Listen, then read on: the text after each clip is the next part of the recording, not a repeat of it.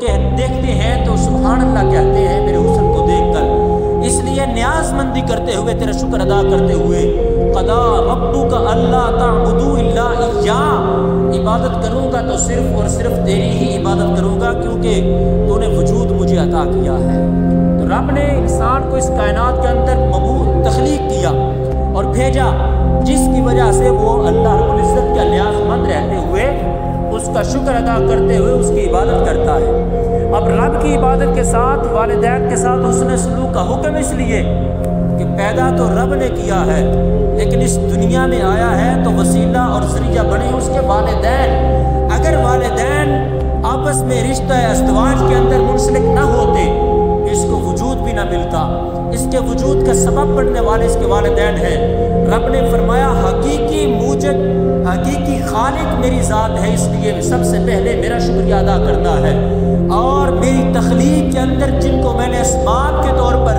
میں نے استعمال کیا ہے وہ تمہارے والدین ہیں، اس کے بعد تم نے ان کے ساتھ بھی حسن سلوک کرنا ہے۔ اب قرآن مجید قرآن رشید کی جب یہ آیا خود سے آپ سمجھ چکے ہیں، تو میرا آپ سے سوال یہ ہے کہ انسان، میرے والدین میری نظر کے اندر ان کی بڑی قدر و منزلت ہے۔ ہو سکتا ہے کوئی ایسا شخص جس کی میرے ساتھ بنتی نہیں ہے وہ میرے والدین کا ادب و احترام بھی نہ کرے، لیکن دنیا کے اندر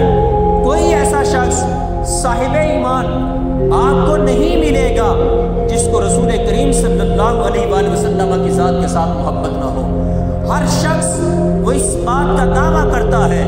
اس کا مسلک رنگ کوئی بھی ہو، وہ کہتا ہے کہ مجھے سب سے بڑھ کر اگر محبت ہے تو اللہ کے رسول کے ساتھ محبت ہے، اور جس کو اللہ کے رسول کے ساتھ محبت ہے تو رسول کریم صلی اللہ علیہ وآلہ وسلم کو سب سے زیادہ جس ذات کے ساتھ محبت تھی وہ اللہ کی ذات ہے۔ تو گویا نبی کی محبت کے ساتھ اس کو رب کے ساتھ محبت کا دعویٰ بھی ضمن میں ہو جاتا ہے، اور حضور علیہ السلام کے تخلیق کی وجہ سے، حضور کے وجود کی وجہ سے اس پوری کائنات کو وجود ملا ہے، اور ظاہری طور پر حضور کے اس کائنات کے اندر آنے کے لیے جو شخصیات سبب بنی ہیں وہ حضور علیہ السلام کے والدین ہیں۔ اگر میرے اور آپ کے والدین ہو تو رب حکم دیتا ہے وَبِالْوَالِدَيْنِ احسانا، ان کے ساتھ حسن سلوک کرنا، اور اگر اس شخصیت کے والدین ہوں کہ جن کی وجہ سے مجھے اور آپ کو ایمان کی دولت ملی، حتیٰ کہ مجھے اور آپ کو اللہ نے وجود بھی دیا ہے تو مصطفیٰ کی بدولت دیا ہے، ان کے والدین ہوں تو رب کس قدر اہتمام فرمائے گا حسن سلوک کا۔ لہٰذا یہ کہنا کہ وہ ایمان پر نہ تھے، دارِ اسلام کے اندر داخل نہ ہوئے، ان کی موت کفر پر ہوئی، یہ حضور کے والدین کے ساتھ حسن سلوک نہیں ہے۔ حضور کے والدین کے ساتھ حسن سلوک یہی ہے۔ رب ذوالجلال نے قرآن مجید قرآن رشید کے اندر ارشاد فرمایا رب اجعلنی مقیم الصلاۃ ومن ذریتی ربنا وتقبل دعاء ربنا اغفر لی ولوالدی وللمؤمنین یوم یقوم الحساب۔ پوچھیے ان لوگوں سے جو کہتے ہیں کہ حضرت سیدنا ابراہیم علیہ السلام کے والد محترم صاحب ایمان نہیں تھے، کافر تھے۔ اللہ کا قرآن کیا کہتا ہے؟ رب کا قرآن کہتا ہے کافر مر جائے تو اس کی قبر پر کھڑے ہو کر دعا بھی نہیں کرنی، اس کے لیے جنازہ بھی نہیں ہے۔ دعائے مغفرت کافر کے لیے کرو گے تو خود دارہ اسلام سے خارج ہو جاؤ گے، یہ اسلام کا مسلمہ ضابطہ ہے۔ اگر کافر کے لیے دعائے مغفرت کرو گے، ہمارے بعض احباب، یہ میں تصحیح کر دوں اس کی بھی، کچھ ایسے لوگ تھے جس طرح کہ مدر ٹریسا کے بارے میں آپ جانتے ہیں کہ وہ تھی تو کافرہ لیکن اس نے انسانیت کی بہت زیادہ خدمت کی۔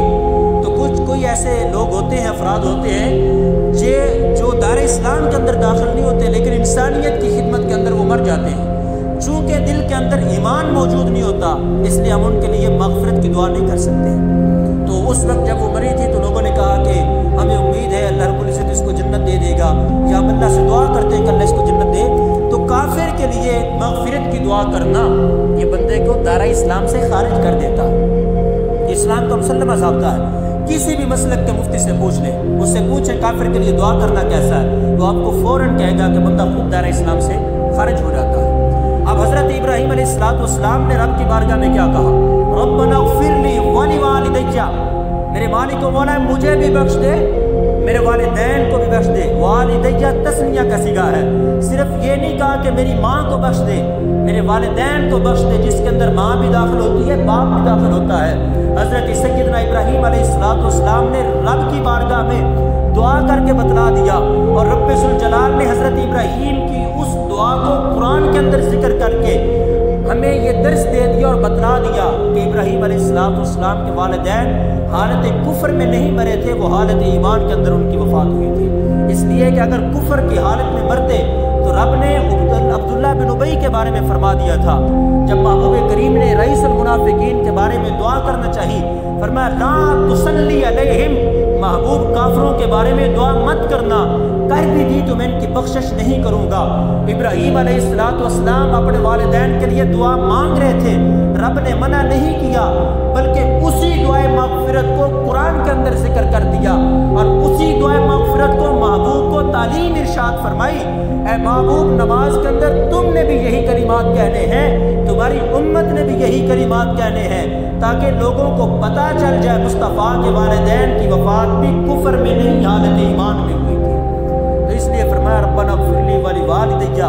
اے میرے مالک و مولا مجھے بھی بخش دے، میرے والدین کو بھی بخش دے۔ اب اس کے اندر علماء نے 3 اقوال نقل کیے ہیں۔ حضرت امام جلال الدین سیوطی رحمۃ اللہ تعالی علیہ، اللہ رب العزت ان کی قبر کے اوپر اپنی بے شمار رحمتوں کا نزول فرمائے، آپ کو کتابوں کے اندر لکھا ہوا 75 مرتبہ حضور کی جیتے جاگتے ہوئے زیارت نصیب ہوئی تھی، اور لوگوں نے پوچھا حضرت امام جلال الدین سیوطی سے کہ امام صاحب یہ کیا ماجرا ہے؟ ہم تو دن رات وظائف کرتے ہیں، ہم طلب کرتے ہیں کہ جاگتے ہوئے نہ صحیح نیند کے اندر ہی، خواب کے اندر ہمیں حضور کی زیارت نصیب ہو جائے۔ حضور نے بار بار کرم فرمایا، جاگتے ہوئے آپ کو 75 سے زائد مرتبہ آپ کو حضور کی زیارت ہوئی، تو یہ شرف کیسے ملا؟ فرمایا آج تک امت مصطفیٰ کریم صلی اللہ علیہ وآلہ وسلم کے والدین کے بارے میں شکوک و شبہات کے اندر مبتلا تھی کہ انہوں نے حضور کا زمانہ نہیں پایا، پتہ نہیں حالت ایمان میں مرے ہیں یا حالت کفر میں مرے ہیں۔ رب ذوالجلال نے مجھے یہ توفیق دی، میں نے 6 کتابیں لکھی ہیں مصطفیٰ کے والدین کی حالت ایمان کے اندر وفات ہوئی ہے، اور حضور کے والدین کی عظمت کو میں نے لکھا ہے۔ حضور علیہ السلام نے کرم کرتے ہوئے مجھے بار بار اپنی زیارت سے نوازا ہے۔ تو حضرت امام جلال الدین سیوطی نے 3 مقدمے بیان کیے ہیں حضور کے والدین کے ایمان کے بارے میں۔ پہلا مقدمہ یہ ہے، اللہ فرماتا ہے وَمَا كُنَّا مُعَذِّبِينَ حَتَّى نَبْعَثَ رَسُولًا، رب کا یہ قانون ہے کہ رب اس وقت تک کسی قوم کو عذاب نہیں دیتا جب تک اس کی طرف کسی رسول کو نہیں بھیج دیتا۔ جب رسول آتا ہے، رسول آ کر ان کو اللہ کے احکامات کی تبلیغ کرتا ہے، اس کے بعد قوم کے اندر کچھ افراد ایسے ہوتے ہیں جو اس کا انکار کر دیتے ہیں۔ انکار جب شدت کو پہنچتا ہے، انتہا کو پہنچ جاتا ہے، تو اس کے بعد رب ان کے اوپر اپنا عذاب بھیج دیتا ہے۔ یہ رب نے قرآن مجید کے اندر واضح طور پر ارشاد فرما دیا وَمَا كُنَّا مُعَذِّبِينَ حَتَّى نَبْعَثَ رَسُولًا، رب کی شان نہیں ہے کہ کسی قوم کی طرف رسول بھی نہ بھیجے اور ان کے اوپر عذاب نازل کر دے۔ اب علماء نے لکھا، امام جلال الدین سیوطی نے اس کے اوپر بہت زیادہ دلائل ذکر کیے ہیں، فرماتے ہیں کہ جو زمانہ فطرت ہے، حضرت سیدنا عیسیٰ علیہ السلام اور نبی رحمت صلی اللہ علیہ وآلہ وسلم کی بعثت کے درمیان کا زمانہ تقریباً 600 سال کا زمانہ ہے، اور اس زمانہ کے اندر جب کوئی نبی آیا نہیں ہے تو پھر انکار بھی نہیں ہے، جب انکار نہیں ہے تو پھر یہ لازم نہیں آتا کہ حضور علیہ السلام کے والدین حالت کفر میں مرے ہیں۔ اسی سے یہ سمجھ آتا ہے کہ رب ذوالجلال نے جو مصطفیٰ کریم صلی اللہ علیہ وسلم کے والدین کو بیت اللہ کی خاتمیت عطا فرما رکھی تھی، وہ حضور کے والدین کی ایمان کی سب سے روشن دلیل ہے۔ اس لیے اللہ فرماتا ہے انما المشرکون نجس فلا یقربوا المسجد الحرام، مشرک کیا ہیں؟ وہ ناپاک ہیں، مسجد حرام کے قریب تک نہ آئیں۔ مشرک کیا ہے؟ نجس ہیں، ناپاک ہیں۔ رب ذوالجلال نے یہ خادمیت اور یہ شرف حضور کے والدین کو عطا فرمایا تھا کہ کعبۃ اللہ کے کنجی بردار حضور علیہ السلام کے بڑے تھے۔ اس سے یہ سمجھ آتا ہے کہ اگر وہ نجس ہوتے تو رب کبھی بھی ان کو کعبہ کے قریب نہ جانے دیتا، اور جب رب نے نجاست کو دور کر دیا ہے تو اس کا مطلب یہ ہے کہ رب ذوالجلال نے ایمان کی نعمت سے مالا مال فرما دیا ہے۔ اور دوسرا اس کے اندر حضرت امام جلال الدین سیوطی نے جو مقدمہ ذکر کیا وہ یہ ہے کہ حضور علیہ السلام نے جب تک اعلان نبوت نہیں فرمایا تھا تب تک کے لیے ملت ابراہیمی کا کار بند ہونا اور اسی کا پیروکار ہونا یہ صاحب ایمان ہونے کے لیے کافی ہے۔ حضور علیہ السلام کے والدین کا جب وصال ہوا، حضور کے والد محترم کا وصال حضور کی ولادت سے بھی قبل ہے، اور حضرت سید آمنہ کا وصال حضور علیہ السلام کے اعلان نبوت سے کئی سال قبل ہے۔ تو اس سے یہ ثابت ہوتا ہے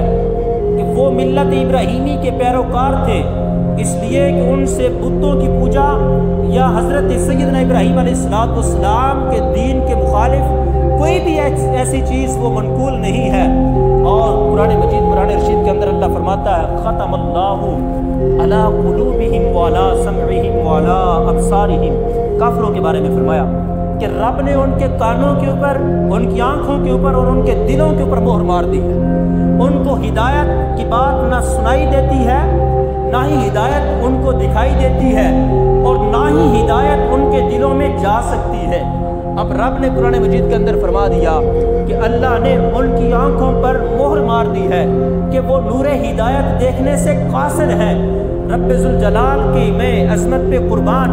رب فرماتا ہے کہ کافر مصطفیٰ کے نور ہدایت کو بھی نہیں دیکھ سکتے ہیں، لیکن حضرت سید آمنہ فرماتی ہیں کہ جب میرے لال کی آمد ہوئی خرج منی نور، مجھ سے مصطفیٰ کا نور نکلا۔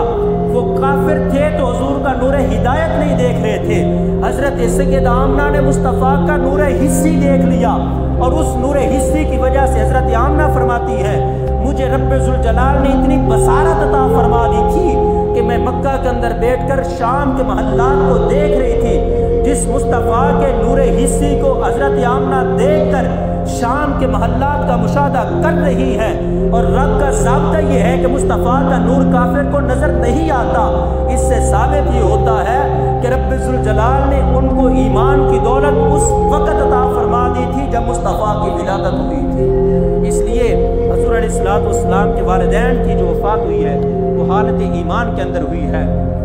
اور تیسرا اس کے اندر جو ایک مقدمہ